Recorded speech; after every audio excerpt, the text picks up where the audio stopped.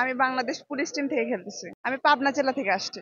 Third place ছিল, second place ছিল। 2024 সালে খেলছি আর 2025 সালে। আমি যেটা বলবো যে আমাদের যে ন্যাশনাল টিমের যে প্লেয়ার গুলো ক্যাম্পিং এ আছে, মেয়েদের জন্য সুবিধা। কারণ মহিলা কোচ, মেয়েদের অনেক অসুবিধা থাকে। এটার জন্য দেখা যায় ছেলে কোচদের কাছে খোলাখুলি ভাবে কিছু বলতে পারে না। সেই হিসাবে উনি অনেক ভালো প্রশিক্ষণ নিচ্ছে। আর আমরা যারা আছি, যারা ক্যাম্পিং এ আছে, এরা যদি সেটা ওইভাবে নিতে পারে তাহলে আমাদের দেশের জন্য ভালো কিছু হবে বা আমাদের ডিপার্টমেন্টের জন্য ভালো কিছু হবে, আমরা বয়ে নিয়ে আসতে পারবো। আসলে আমি পুলিশে আসার পরে দেখলাম যে আমাদের ডিপার্টমেন্টে এরকম খেলোয়াড় আছে। তো কুস্তি খেলাটা আমার ভালোই লাগতো আর কি।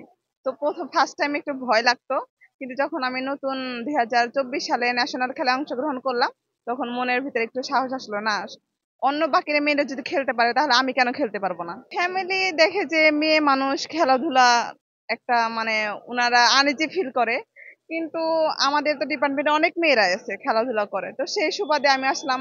আম্মু একটু কমই সাপোর্ট করে, বাবা একটু সাপোর্ট করে।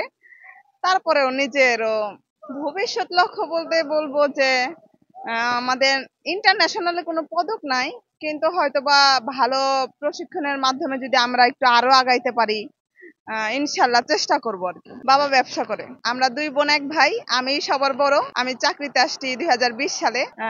না না না, আমার একটা বোন আছে, ও বিএসসি তে পড়তেছে আর ভাইটা ইন্টারে। আমি এখনো চাকরি করতেছি প্লাস লেখাপড়াও করতেছি।